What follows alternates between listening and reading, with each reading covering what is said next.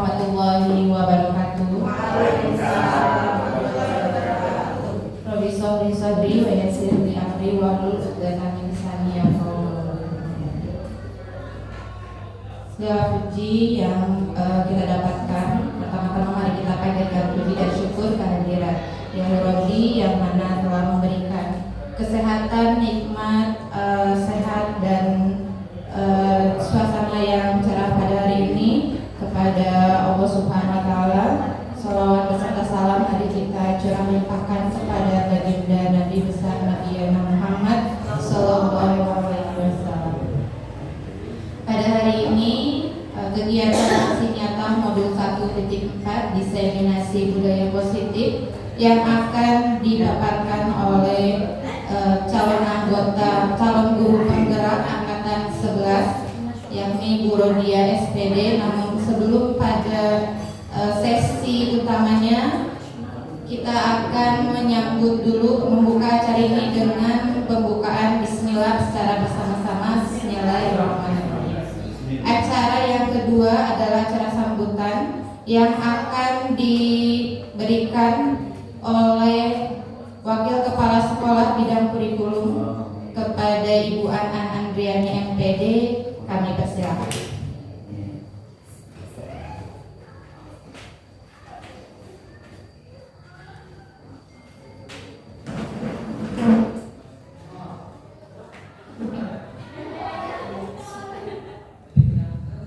Bismillahirrahmanirrahim. Assalamualaikum warahmatullahi wabarakatuh.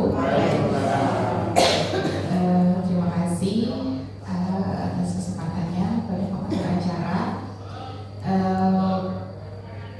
Saya kita panjatkan puji dan syukur kehadirat Robi bahwa kita bisa berkumpul pada hari ini dalam keadaan sehat walafiat, tidak berkurang masalah apapun. Sholawat beserta salam kita sanjungkan kepada junjungan kita Nabi Muhammad SAW.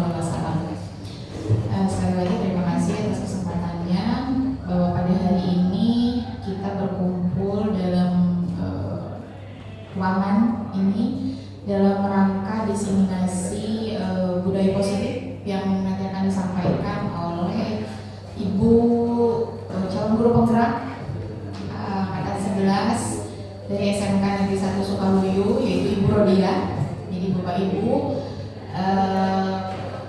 dimohon ikut aktif berpartisipasi gitu ya, jadi ikut mendukung bahwa ini teman kita nanti akan memberikan informasi yang insya Allah bermanfaat bagi kita semua. Mungkin sebagai bentuk dukungan bahwa seraya kita harus tetap aktif bergerak gitu, untuk bergerak. Jadi kita harus ikut berbangga bahwa sekolah kita sekarang sudah ada yang mewakili gitu ya, calon guru penggerak di tingkat nasional. Sudah ada 3 orang dan salah satunya adalah Bu Rodia ini. Jadi mudah-mudahan nanti setelah melewati masa pelatihannya itu akan memberikan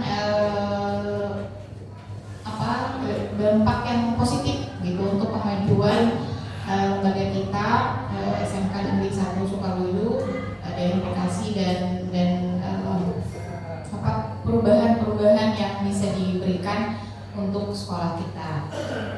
Mungkin itu saja yang saya sampaikan. Semoga kita bisa mengikutinya dengan penuh seksama Bapak Ibu. Kita bisa mendapatkan ilmu yang insya Allah bermanfaat dari narasumber pada pagi hari ini. Saya mohon maaf apabila ada kata-kata yang kurang berkenan. Saya akhiri wabillahi taufiq wal hidayah. Wassalamualaikum warahmatullahi wabarakatuh. Terima kasih kepada Ibu An selaku Wakil Kepala Sekolah di Bidang Kurikulum yang telah memberikan sambutan di pagi hari ini. Baik para hadirin, Ibu Bapak Guru yang saya hormati, sampailah kita kepada acara inti yaitu diseminasi budaya positif aksi nyata pada modul 1.4 yang akan dipaparkan oleh Ibu Rodia SPD kepada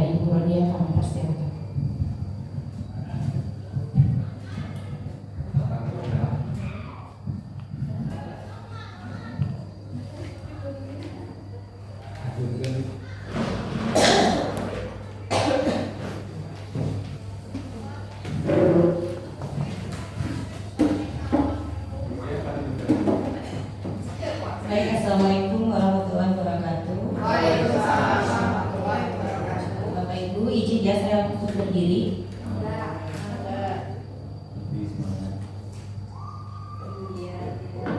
Oke, duduk. Ya, sebelumnya saya mohon maaf mengganggu waktu Bapak Ibu untuk di kelasnya. Sebentar lah ya, minimal 1 jam. Ya, hari ini saya akan aksi nyata tentang diseminasi atau pengimbasan budaya positif.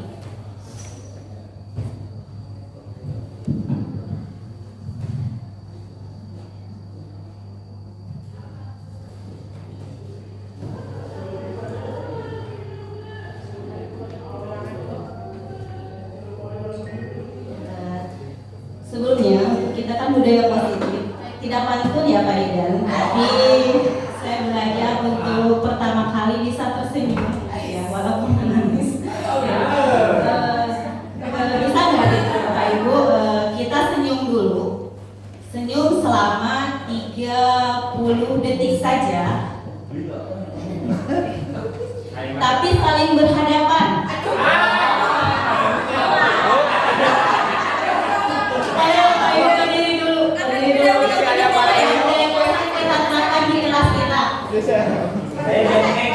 Supaya tidak manyun gitu, supaya tidak manyun.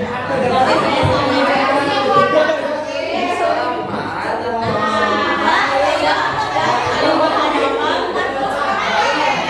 sudah menambahkan senyumnya. Sudah bisa senyum? Ya, boleh. Silakan duduk. Terima kasih Bapak. Pertama memang kita harus menerapkan senyum dulu ke anak-anak supaya mereka bahagia dulu.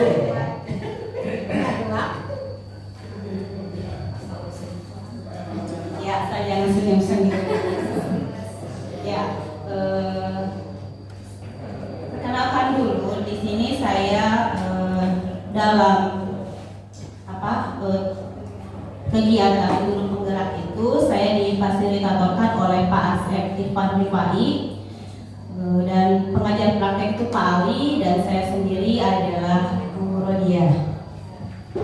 Jadi kita itu ada yang menilai fasilitator, kedua pengajar praktek, dan pelaksananya saya sendiri. Ya, budaya positif terlintas tidak sama Bapak dan Ibu. Budaya positif itu seperti apa? Mengajarkan siswa untuk selalu positif. Ada lagi? Menanamkan karakter baik pada siswa. Menanamkan karakter baik pada siswa. Ada lagi? Membuat kondisi supaya positif terus. Supaya positif terus, iya bisa. Sebenarnya kita sudah menerapkan ya Bapak Ibu, kira-kira bisa Bapak Ibu menerapkan atau yang telah kita terapkan di sekolah kita ini apa saja?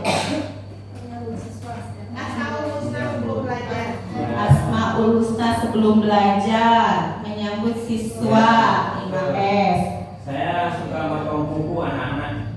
Oh, rajin sekali ya Pak, memotong kuku anak-anak. Ya, benar sekali ya Bapak Ibu. Yang telah kita terapkan di sekolah itu sudah ada sebenarnya sebelum saya atau yang lainnya itu mengikuti kegiatan CGP atau guru penggerak. Budaya positif telah kita terapkan di sekolah. Salah satunya mungkin kita menyambut siswa jumsi atau jumroh gitu ya, dan olahraga bersama. Itu secara umumnya. Kalau secara pribadi tadi banyak yang memotong kuku anak atau apalah gitu untuk Bapak Ibu. Ya, konsep utama modul budaya positif yang pertama adalah perubahan paradigma belajar, yang kedua disiplin positif, yang ketiga kebutuhan dasar manusia, yang keempat motivasi perilaku manusia, posisi kontrol dulu, keyakinan kelas, dan segitiga restitusi. Itu yang akan saya jelaskan untuk hari ini. Ya. Pembelajaran dengan paradigma baru. Dulu kita mengenal pembelajaran kedua, pembelajaran berpusat pada guru dan berpusat pada siswa atau murid. Kalau yang berpusat pada guru itu yang seperti apa? Ceramah. Terus apa lagi? Ya, kalau paradigma baru itu kita pembelajaran dengan dirancang berdiferensiasi ya, yang berpusat pada siswa. Kita tahu kebutuhan siswa itu seperti apa gitu. Oh, si anak ini sukanya A, oh si anak ini sukanya B, oh si anak ini sukanya C. Jadi sesuai kebutuhan mereka. Kalau bisa ya, tapi mudah-mudahan bisa. Untuk mewujudkan profil pelajar Pancasila ya.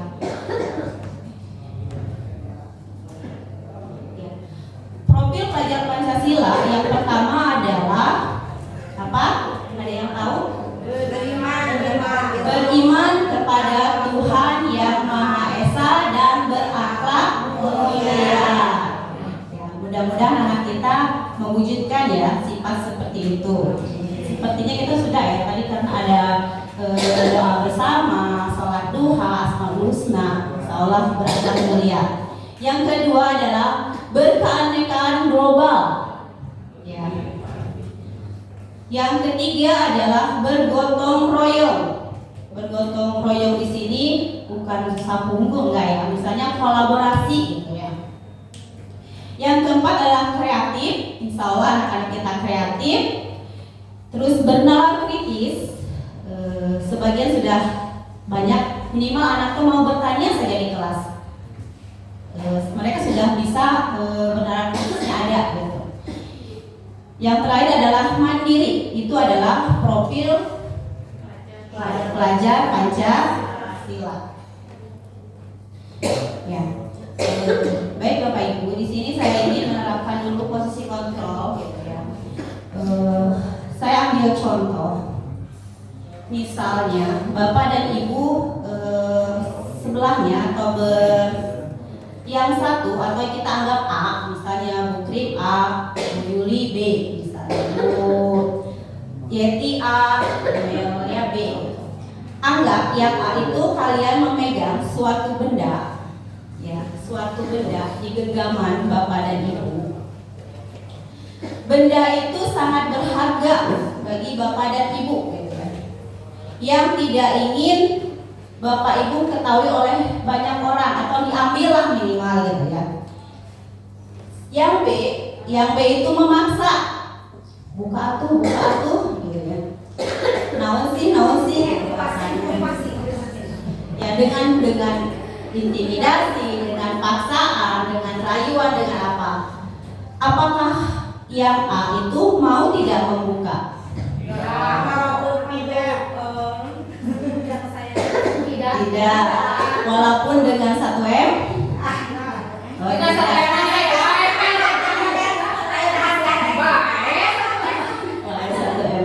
Ya, gitu ya. Intinya berarti posisi kontrol itu ada pada diri kita. Kita mau membuka atau tidak itu tergantung diri kita sendiri. Oh, apakah dengan rayuan kita bisa membuka atau kan tidak? Tapi tetap ya, kita yang bisa membuka si genggaman tangan itu, benda yang ingin orang ketahui itu tidak akan bisa dilihat sama orang lain. Oke. Ya, kita sendiri yang memegang kontrol atas kepalan tangan kita yang tadi saya sebutkan sesuai kebutuhan dasar. Ya, menurut Ki Haji Dewantara juga menuntun segala kodrat yang ada pada anak-anak agar mereka dapat mencapai keselamatan dan kebahagiaan yang setinggi-tingginya baik sebagai manusia maupun sebagai anggota masyarakat. Ya, tugas kita itu hanya menuntun ya, bukan menuntut. Ya, menuntun anak bukan menuntut si anak harus A, B, C. Kita hanya menuntut, oh si anak ternyata mau A, oh si anak mau B, oh si anak mau C. Itu saja. Tugas kita hanya menuntun sesuai kodrat alam dan kodrat zamannya.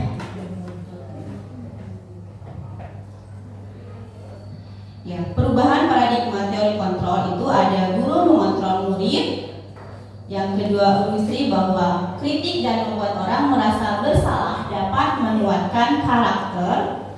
Ilustrasi bahwa semua penguatan positif efektif dan bermanfaat. Ilustrasi bahwa orang dewasa memiliki hak untuk memaksa. Ya. Ini adalah stimulus respon. Bapak Ibu bisa perhatikan antara stimulus respon sama teori kontrol. Misal gini, kita mencoba mengubah orang agar berpandangan sama dengan kita. Ya, tapi kalau menurut teori kontrol, kita berusaha memahami pandangan orang lain tentang dunia, gitu ya. Perilaku buruk dilihat sebagai suatu kesalahan, padahal dalam teori kontrol semua perilaku memiliki tujuan. Kita menganggap anak itu salah, gitu ya. Padahal kesalahannya itu pasti ada tujuannya. Jadi kita tidak bisa memaksa sebenarnya. Orang lain bisa mengontrol saya, tapi menurut teori kontrol hanya Anda yang bisa mengontrol diri Anda sendiri. Seperti tadi contoh kepalaan gitu ya, tangan. Terus lagi, saya bisa mengontrol orang lain. Anda tidak bisa mengontrol orang lain. Pemaksaan ada pada saat rujukan gagal, padahal kolaborasi dan konsensus menciptakan pilihan-pilihan baru. Ya. Terus lagi model berpikir menang kalah, gitu ya. Padahal berpikir itu menang. Jadi sebenarnya kita itu harus berpikir positif, gitu ya. Jangan orang kalah, jangan ya sepertinya. Aku sehat, aku bahagia, aku banyak uang, aku pasti menang. Jadi harusnya optimis. Jadi jangan berpikir menang dan kalahnya harus menang. Oh, aku bisa, gitu. Bisa apa? Pokoknya bisa aja. Aku dapat uang 1M. Oh, aku dapat uang 1M. Motifnya bisa sambut.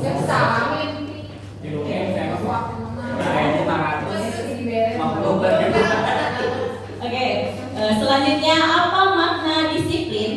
Bahasan selanjutnya apa makna disiplin? Teratur, tertib. Pekerjaan yang diulang-ulang dan rutin. Oh, pekerjaan yang diulang rutinitas mungkin ya. Yes. Angkat eksponen. Ya, berulang-ulang. Ya, dalam budaya kita makna disiplin itu adalah seseorang lain untuk mendapatkan kepatuhan ya, taat gitu ya, itu disiplin.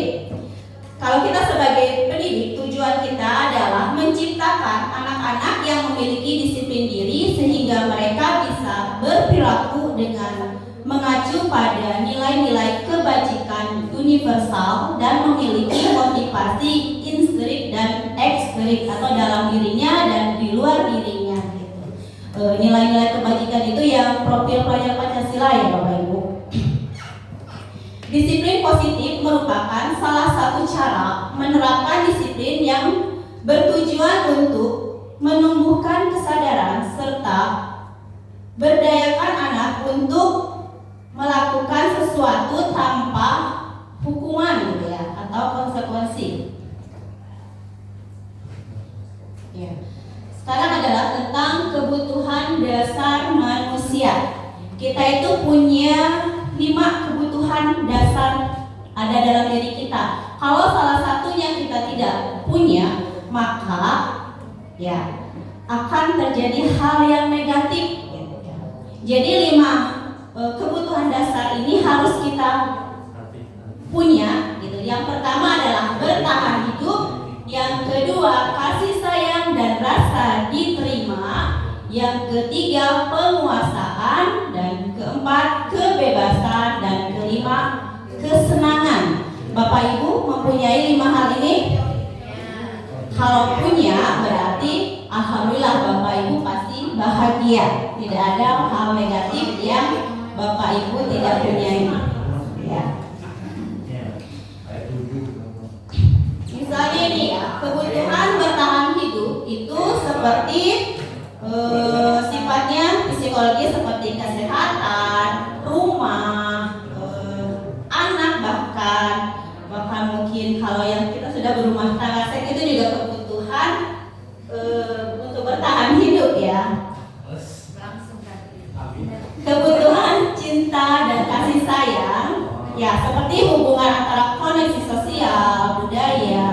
Misal kebanyakan anak kita itu tak adanya di kebutuhan cinta dan kasih sayang atau ingin diterima, makanya bersifatnya kebanyakan yang ingin mencari perhatian orang lain. Tahu berarti si anak A itu pingin diperhatikan sama gurunya gitu. Mereka di rumah tidak ada kasih sayang yang didapat, jadi pingin dari guru-gurunya kita memberikan kasih sayang ke murid kita. Bisa Bapak Ibu memberikan kasih sayang yang tulus?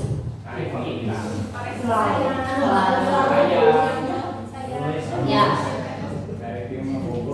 Kebutuhan kebebasan akan pilihan seperti butuh akan kemandirian. Mungkin kebebasan seperti apa?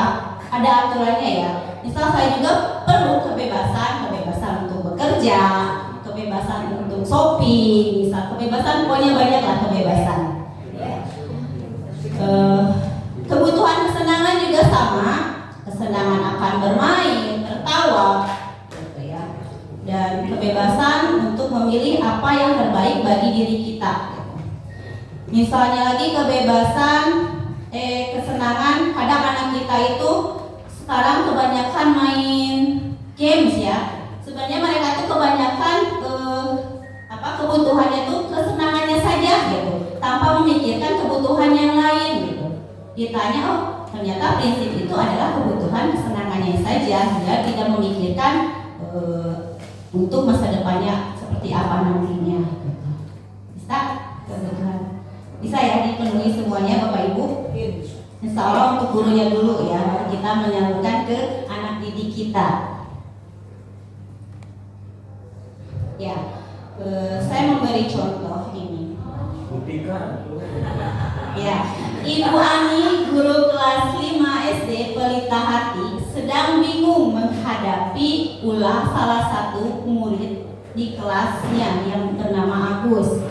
Beberapa anak telah datang dan mengeluhkan Agus yang sering kali meminta bekal makan siang mereka dengan paksa. Jika Anda menghadapi situasi seperti Ibu Ani, apa yang Anda lakukan? Menurut Anda, kira-kira apa alasan Agus melakukan hal tersebut?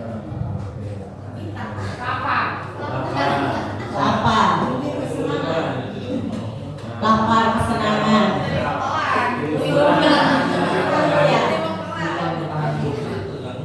Kebutuhan bertahan hidupnya terganggu ya.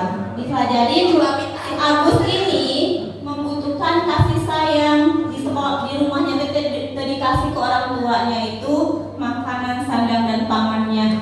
Nah, kalau kita sebagai guru bisa sebagai Ibu Ani yang bijaksana, kita akan memberi makanan buat Agus gitu.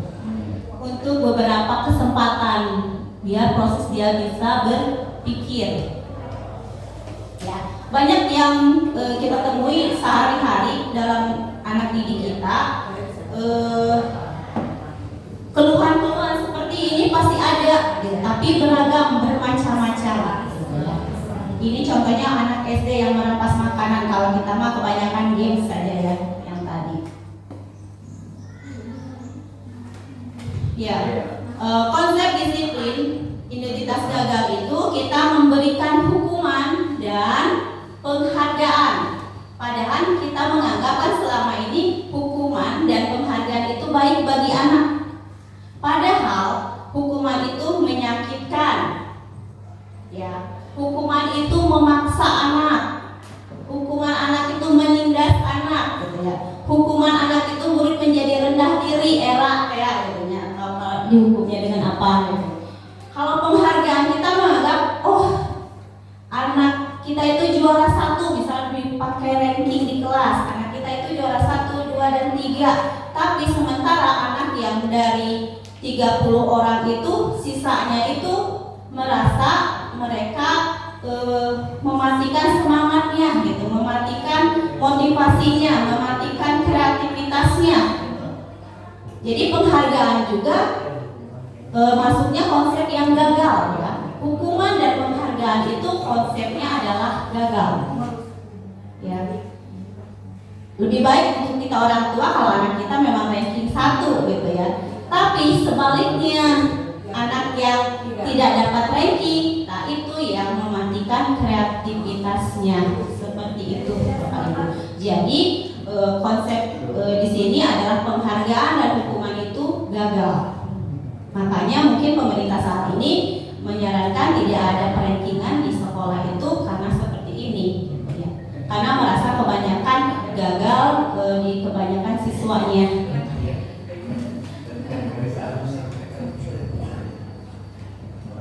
Ya. Konsep disiplin dengan identitas sukses. Nah, ini yang suksesnya yang seperti apa bisa kita terapkan di sekolah. Gitu. Berarti tadi yang hukuman dan penghargaan kalau bisa kita redup, tapi juga harus ada sih untuk penghargaan si anak juga, kasihan yang kreativitasnya tinggi gitu. Ya, konsekuensi adalah penguatannya jangkanya pendek, perlu monitoring berkelanjutan, stimulus respon, murid menghormati peraturan, kehilangan waktu untuk merenungi kesalahan. Restitusi itu murid bertanggung jawab untuk perilakunya, ya. Fokus pada pemecahan masalah jangka panjangnya. Murid menghormati dirinya dan orang lain. Teori kontrolnya, dirinya bisa mengontrol dirinya sendiri. Ya, restitusi pernah Bapak Ibu sih sebenarnya terapkan. Kita cuma hanya menanyakan kenapa kamu melakukan hal tersebut, gitu saja. Nah, ini pendekatan restitusi. Pengertian restitusi adalah proses menciptakan kondisi bagi murid untuk memperbaiki kesalahan mereka. Cuman hanya proses ya, untuk memperbaiki kesalahan mereka, bukan mengecap bahwa mereka itu salah. Cuman hanya prosesnya saja, kita tanya jawab ke anak gitu. Ciri-cirinya bukan menembus kesalahan, namun belajar dari kesalahan. Memperbaiki hubungan, tawaran bukan paksaan, menuntun anak untuk melihat ke dalam diri, mencari kebutuhan dasar yang mendasari tindakan, fokus pada karakter bukan tindakan, menguatkan dan fokus pada solusi. Ciri-ciri restitusi itu seperti itu gitu. Jadi kita hanya supaya anak sadar akan kesalahannya saja. Kenapa kamu mau melakukan kesalahan itu? Udah gitu saja. Ya, ini saya ambil contoh. Siswa sering terlambat datang ke sekolah, dan hal ini sering kita hadapi sebagai guru. Gitu ya. Kalau hukuman, guru menghukum dengan bernyanyi 10 lagu nasional misalnya, atau berlari keliling lapangan 20 kali gitu ya. Siswa membersihkan toilet, kita lakukan ya. Siswa berlari mengelilingi lapangan. Terus konsekuensinya apa? Kalau yang konsekuensinya, guru memberikan misalnya tidak ada pengulangan lagi, terlambat kamu jangan terlambat lagi ya. Terus lagi menghormati peraturan, kamu harus menghormati peraturan ya. Kalau restitusi adalah guru menanyakan keyakinan kelas. Gini, peraturan kelas apa yang telah kamu langgar? Ya. Guru juga terbuka menghormati dirinya dan orang lain. Bisa membedakan antara hukuman, konsekuensi, dan restitusi. Contohnya itu, siswa sering terlambat datang ke sekolah. Kalau hukuman, kita menghukum langsung ngejat anak, langsung ngeliling lapangan misalnya, atau langsung kita membersihkan toilet ya, kegiatan kita. Tapi sebenarnya tanyakan dulu gitu, kenapa kamu terlambat? Yang baiknya, kenapa kamu terlambat? Bisa nggak nanti besok tidak mengulanginya lagi? Keyakinan kelas apa yang telah kamu langgar? Jadi ada kesepakatan dulu gitu tapi bukan peraturan ya sebenarnya, kesepakatan. Ya, 5 posisi kontrol guru. Ya, ini ada 5 posisi kontrol guru. Bapak dan Ibu ada di posisi mana? Sebagai penghukum, pembuat orang merasa bersalah, kita sebagai teman, atau kita sebagai pemantau, atau kita sebagai manajer. Jujur, manajer, semuanya manajer. Semuanya pernah, tapi setelah membaca modul konstitusi dan ini, jadi kita sebagai guru itu harusnya itu sebagai manajer, karena akan berdampak lebih baik ke anak ketika kita sebagai manajer daripada penghukum. Kita menghukum hanya sebatas oh iya Bu besoknya lagi akan mengulangi lagi, atau jadi pemendam. Kalau pembuat merasa bersalah jadi anak minder atau gimana gitu. Tapi yang cocok mah Ya, yang cocok mah manajer ya. Penghukum itu seorang penghukum bisa menggunakan hukuman fisik maupun verbal. Verbal itu lebih berbahaya ya Bapak Ibu. Walaupun tidak kena fisik, tapi ucapan itu kena nyemat HPP, kuri gitu. Kadang terngiang-ngiang sampai 10 tahun ke belakang gitu ya. Bahaya gitu ya. Lidahmu adalah ya, pembuat merasa bersalah. Teman itu adalah kita sebagai teman. Ya, yang saya lakukan mungkin awal sebelum mengetahui, mungkin bisa sebagai pembuat orang merasa bersalah. Saya suka mengejar anak kamu teh salah gitu ya, kamu teh kieu gitu ya. Jarang sebagai teman juga kali-kali gitu ya, teman-teman itu karena sebagai wali kelas saja gitu. Ya, gitu ya. Manajer itu mungkin setelah saya mengetahui dan membaca tentang program ini gitu ya. Sebelumnya memang saya akui saya sebagai pembuat kesalahan gitu ya. Buat orang merasa bersalah.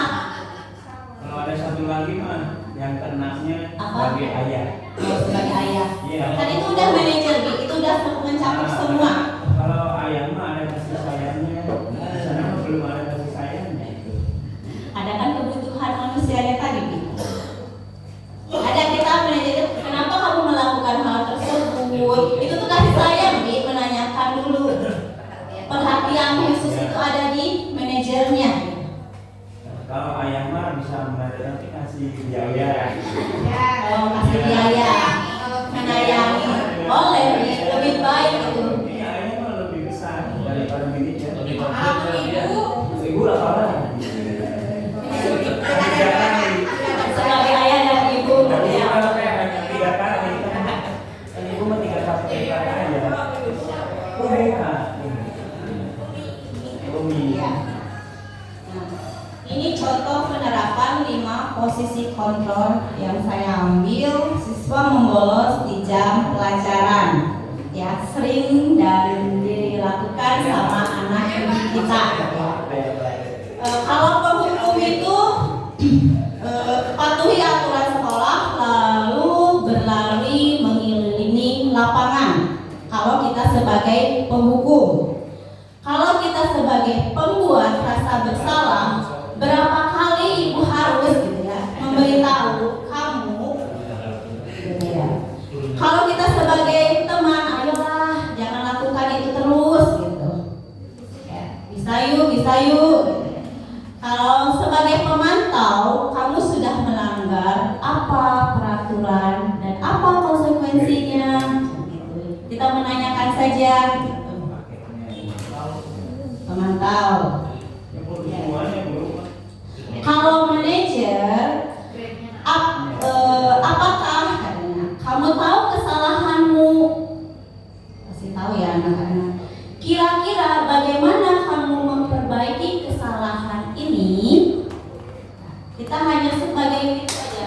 Jadi Bapak Ibu ingin sebagai penghukum, pembuat merasa bersalah, teman, pemantau, dan manajer.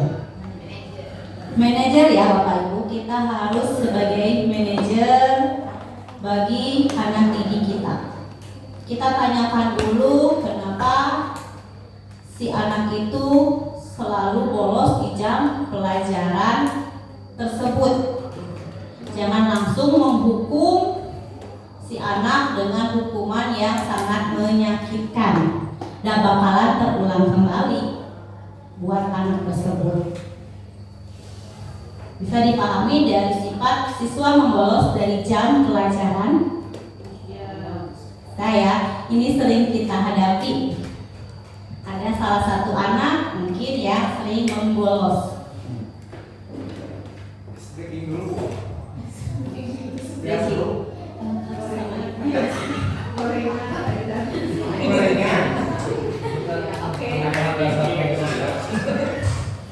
Ya, yang selanjutnya adalah tentang keyakinan kelas. Kenapa tidak peraturan kelas? Ya, kan harus keyakinan kelas. Bapak ada yang bisa menjawab? Kenapa kita harus keyakinan kelas bukan peraturan kelas?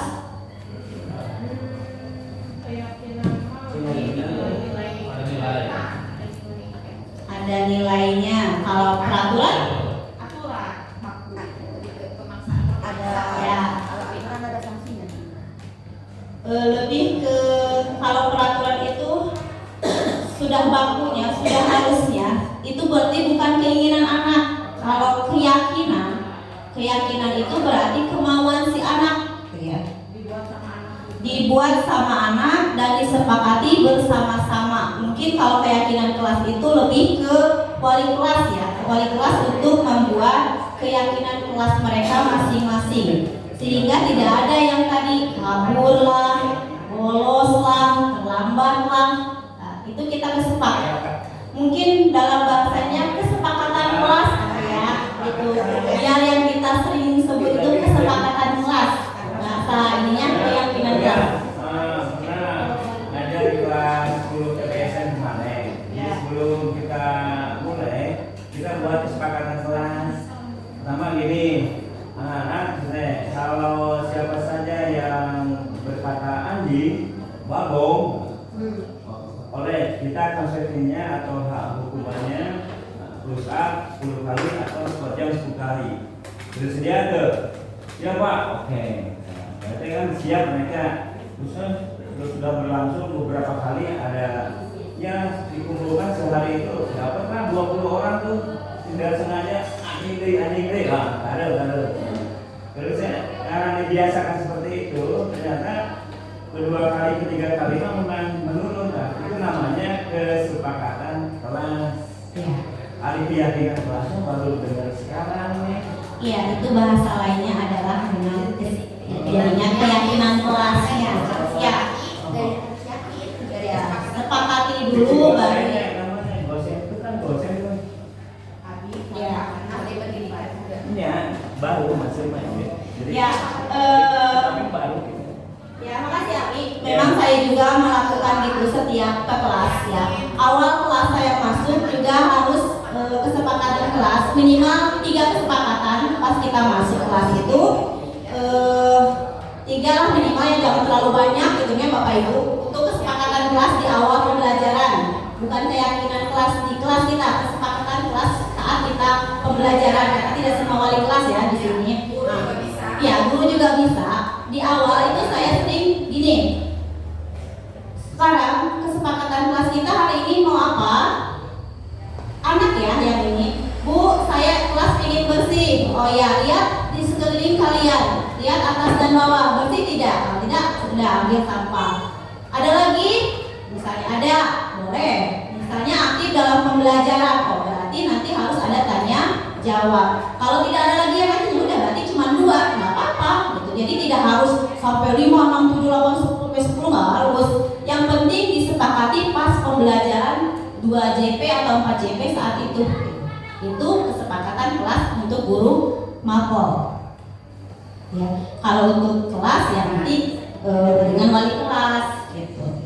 Kalau dengan guru mapol ya seperti itu yang saya lakukan gitu. Di setiap kelas mungkin yang sering saya ini anak-anak bersih saja gitu. Bersih sama aktif dalam pembelajaran, atau mungkin tidak menggunakan handphone saat pembelajaran, boleh gitu.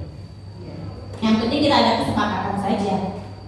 Atau ada awal-awal kesepakatan boleh gitu. Jangan ada alfa di antara kita gitu. Kalau ada alfa berarti nilai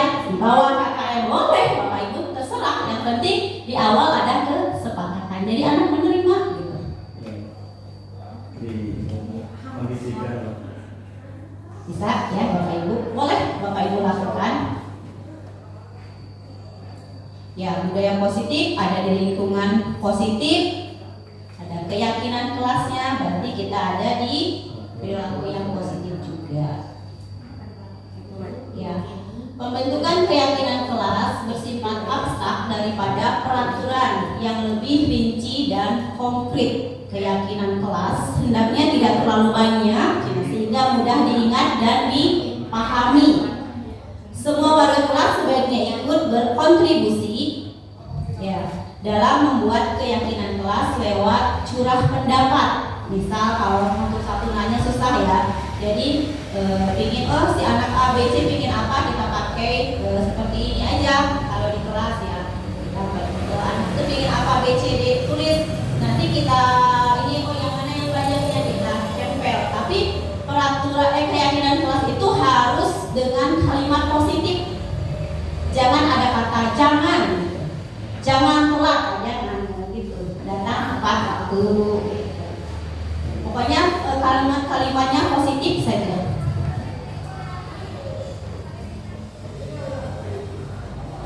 Ya. Peraturan dan keyakinan kelas. Misalnya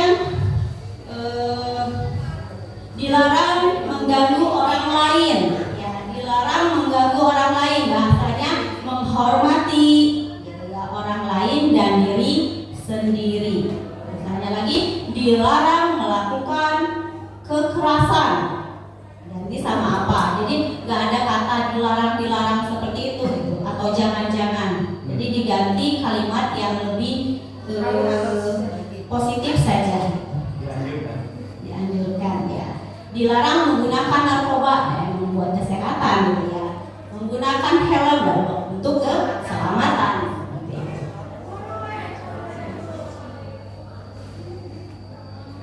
Kegiatan membuat keyakinan kelas di kelas 12 TKJ 2 ya.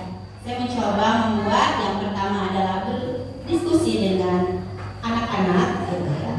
Yang kedua merumuskan menjadi keyakinan, asalnya peraturan jadi keyakinan. Saya jangan usah gimana sih ya.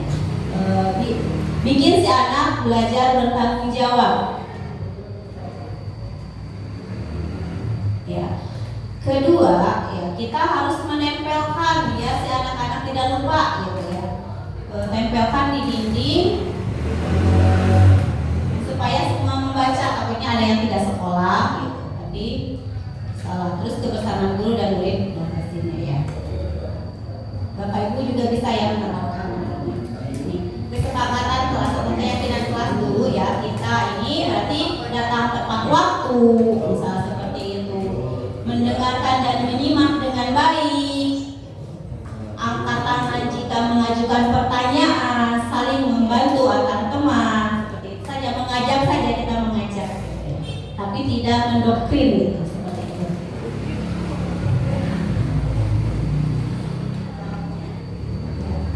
Yang selanjutnya adalah segitiga restitusi. Kebetulan kita SMK ini Bapak dan Ibu telah masuk dalam guru penggerak provinsi, jadi tidak awam bagi kita untuk saya bukan menjelaskan ya, kita sudah sama-sama tahu apa itu segitiga restitusi. Ya, melalui restitusi guru dapat membantu murid menjadi lebih memiliki tujuan disiplin positif serta memulihkan dirinya setelah membuat kesalahan, membantu murid untuk jujur pada diri sendiri dan memberi penawaran bukan paksaan. Ya, itu tugas. Segitiga restitusi gambarnya Bapak Ibu, segitiga namanya. Yang pertama kita harus menstabilkan identitas dulu. Yang kedua kita validasi dan yang terakhir menanyakan keyakinan. Trinitas itu. Yes, bisa aja. Identitas. Tahap yang pertama adalah menstabilkan identitas. Adalah berbuat salah itu tidak apa-apa. Tidak ada manusia yang sempurna. Bahasa kita seperti itu aja ke anak-anak. Ibu juga pernah melakukan kesalahan itu. Ibu tidak Bisa aja ibu tidak tertarik mencari siapa yang salah gitu. Ibu ingin mencari solusi dari permasalahan ini. Kamu gitu, berhak merasa begitu gitu. Jadi tetap kita itu apa ya, tapi bukan kita lemahnya. Kita hanya menanyakan dulu layaknya seorang adik ayah atau kita seorang ibu gitu. Bu Rodia, kalau usul berbuat salah itu tidak apa-apa. Kalau bagusnya berbuat salah itu manusiawi, bukan tidak apa-apa. Kalau tidak apa-apa mah semua bisa berbuat salah nantinya. Boleh. Kalau manusiawi mah manusiawi. Kita tuh manusia tidak salah, tidak terus. Kalau setan salah terus, kalau malaikat benar terus. Nah ini malaikat. Oke, siap. Ya, kita bagusnya mah manusiawi gitu. Ya, saat kita berbicara juga kita bisa seperti itu ya. Kamu tidak apa-apa berbuat salah, banyak dulu gitu ya. Kita kan manusia, jangan setan aja seperti itu ya. Boleh seperti itu. Berbuat salah itu manusiawi. Berbuat salah itu manusiawi. Boleh. Ada hukum yang membolehkan ini mah. Nah, cuma bahasa lagi, nah, bahayanya gitu. Tapi kalau kita tadi bicaranya sudah itu manusiawi. Iya, baik. Bagus. Modul restitusinya lulus ya. Ini kita di tahap bertanya dulu ya ke anak itu kan tadi ada 3 tahap. Jadi si anak salah itu kita boleh menggunakan bahasa yang mana saja, nggak harus semuanya, ini salah satunya saja. Contoh saja ini, misal yang harus kita ucapkan seperti itu gitu. Boleh, mau yang ke-1, mau yang kedua, mau yang ketiga boleh ya. Kalau harus berbuat salah itu tidak apa-apa, ini nggak harus gitu ya. Paling menggunakan keduanya juga bisa, tidak ada manusia yang sempurna. Tapi itu yang kedua ada, tidak ada manusia yang sempurna. Ya, kalau tidak apa-apa, kasusnya beda. Misalkan kalau kasusnya membunuh, merampok, kita nggak bisa ngomong gini. Kamu tidak apa-apa merampok, nggak bisa. Ya, jiwa. Jadi lihat dulu kasusnya. Hanya restitusi itu tidak berlaku untuk kriminal ya. Kita bukan diharamkan ya. Ini restitusi itu tidak berlaku untuk kriminal. Jadi kalau anak melakukan kriminal tidak usah langsung pakai restitusi. Sudah, mereka sudah kriminal. Pidana. Langsung. Itu beda lagi kasusnya. Ini yang kita hadapi adalah anak-anak yang sehari-hari saja gitu. Tapi di luar kriminalnya. Misal kayak merampok, mencuri atau apa itu bebas ya. Tidak pakai restitusi, enggak itu mah beda lagi, itu udah ada bukti gitu. Itu mah langsung kasus gitu. Itu kasus berat, kasus kriminal mah kita tidak pakai restitusi. Ulang pakai restitusi bahaya, kriminal makin banyak. Ya. Yang kedua kita di tahap validasi tindakan yang salah. Boleh menggunakan yang mana? Misal, padahal kamu bisa melakukan yang lebih buruk dari ini, ya, gitu. Atau kamu pasti punya alasan mengapa melakukan hal tersebut atau melakukan hal ini. Gitu. Paling yang sering kita itu ya, kamu pasti punya alasan mengapa melakukan hal ini. Yang sering harus kita tanyakan itu pertanyaan kedua. Sebenarnya ada 3 pertanyaan aja ke anak.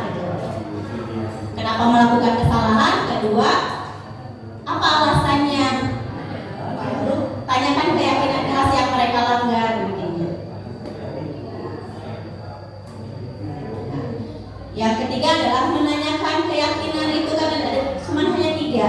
Berarti yang pertama menanyakan anak apa yang kita percaya sebagai kelas atau keluarga, apa nilai-nilai umum yang telah kita sepakati. Atau yang sering digunakan, kamu mau jadi orang yang seperti apa? Kan langsung kita ya dari poin. Kamu mau jadi orang seperti apa? Setelah mereka misalnya, saya gini. Oh, gitu. Terus kamu mau jadi orang seperti apa? Udah seperti itu pertanyaan kita hanya 3. Ya, bisa Bapak Ibu menerapkan restitusi. Makan siang goyang. Ya. Nah, ini yang pertama saya terapkan. Wah. Tapi nggak ada. Tidak ada api sebelah sana.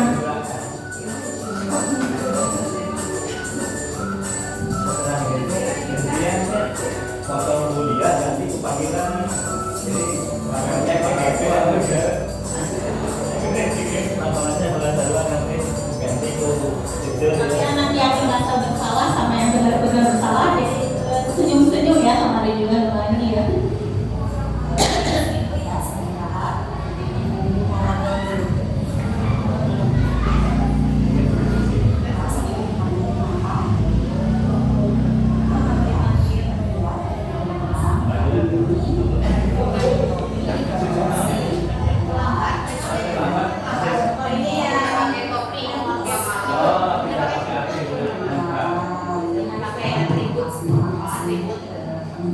itu ya di kayangan itu di tulisan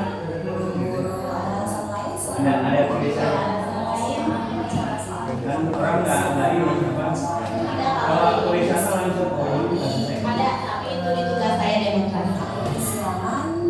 Tugas saya yang khusus. Ini yang saya presentasikan sama ini.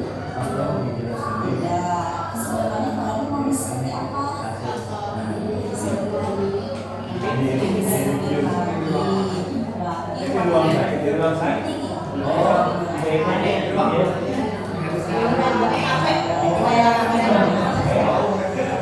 Di waktu itu penting ya. dengan kertasnya itu beresan dulu ini setelah itu kertasnya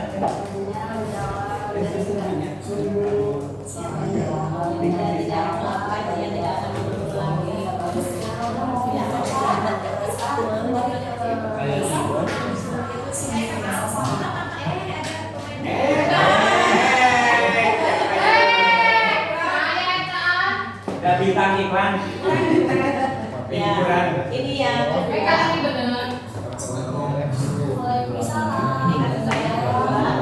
oh kalah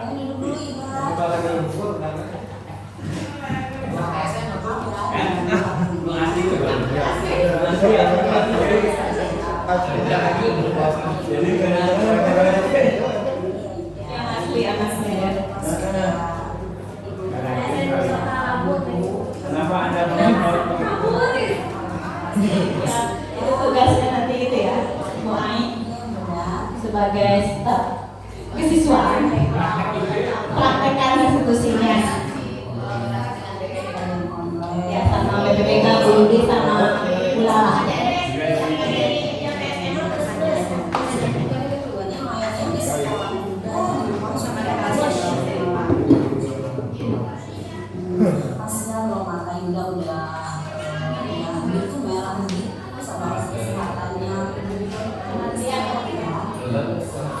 bahasanya diskusinya seringnya paling katanya salah sering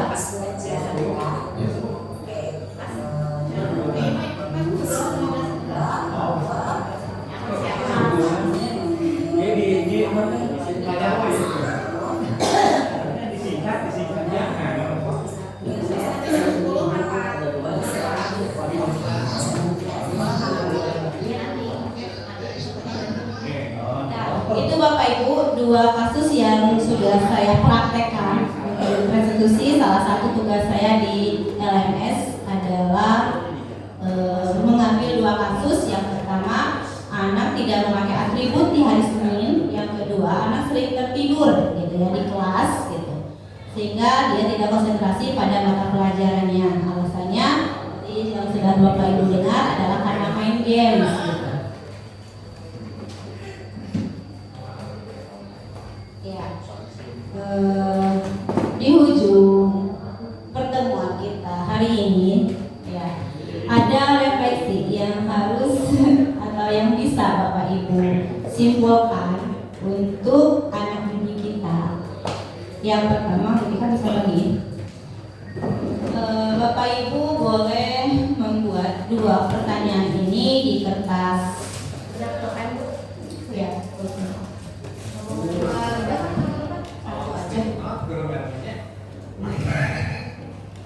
yang pertama, bagaimana perasaan Bapak dan Ibu setelah mengetahui budaya positif yang telah saya imbaskan ke Bapak dan Ibu? Yang kedua, target Bapak dan Ibu selanjutnya adalah seperti apa?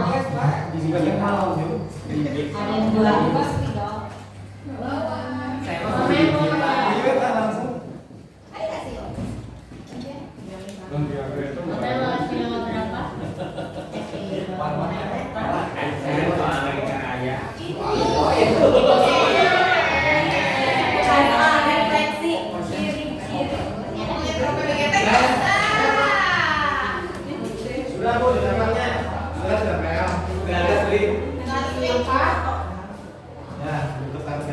Ada berapa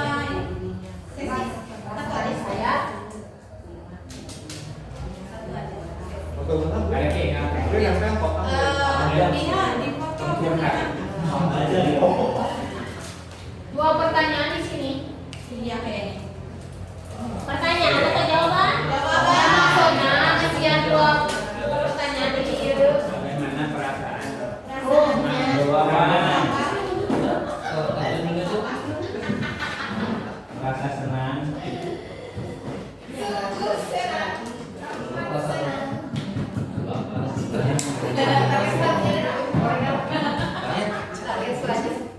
Merasa senang dan bahagia. Hari ini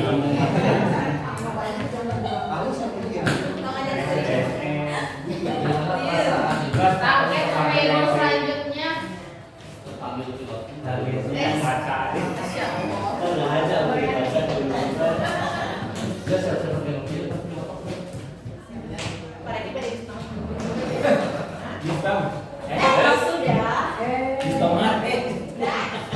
Kalau sudah, Bapak Ibu boleh tempelkan ya buat dokumentasi. Semuanya please. Amazing.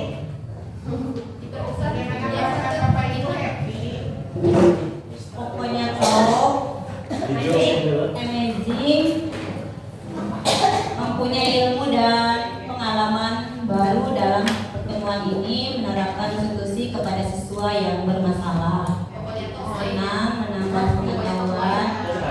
Target saya adalah memperbaiki pola menjadi lebih baik. Bahagia, target menjadi manajer. Saya menjadi paham tentang bagaimana menangani siswa dengan menerapkan budaya positif. Saya akan menerapkan budaya positif pada siswa. Sangat senang pokoknya tentang lanjutkan. Perasaan saya merasa senang dan bahagia. Target selanjutnya ingin mengaplikasikan pada pembelajaran selanjutnya. Selanjutnya ya. Perasaan saya setelah mengikuti kali ini bermanfaat. Target mampu menjadi seorang pendidik yang lebih baik.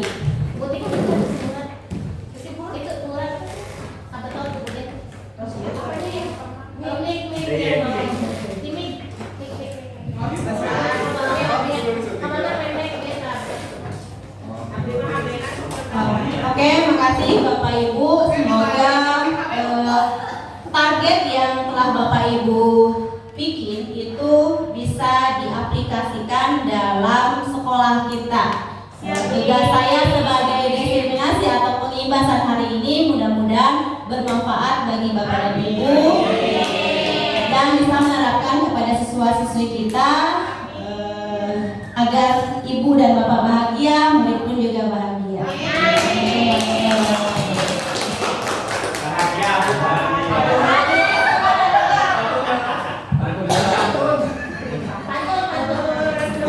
Waalaikumsalam warahmatullahi wabarakatuh. Terima kasih kepada Ibu Rodia yang telah memberikan pemaparan yang sangat menarik ya Bapak Ibu. Pada hari ini kita luar biasa mendapatkan ilmu baru, wawasan baru mengenai budaya positif yang kebetulan kita juga sekarang semuanya sedang bergerak calon guru penggerak Jabar. Mudah-mudahan ini bisa diimplementasikan dan diterapkan di lingkungan sekolah kita. Amin ya rabbal alamin. Tepuk tangan buat Ibu Rodia. Baik Ibu Bapak Guru yang saya hormati, kita sudah ada di penghujung acara dan acara ini sudah berjalan dengan baik. Maka dari itu mari kita tutup bersama-sama dengan mengucapkan hamdalah. Alhamdulillahirabbil alamin. Saya tutup acara ini dan sampai jumpa di praktik-praktik baik selanjutnya. Wassalamualaikum warahmatullahi wabarakatuh.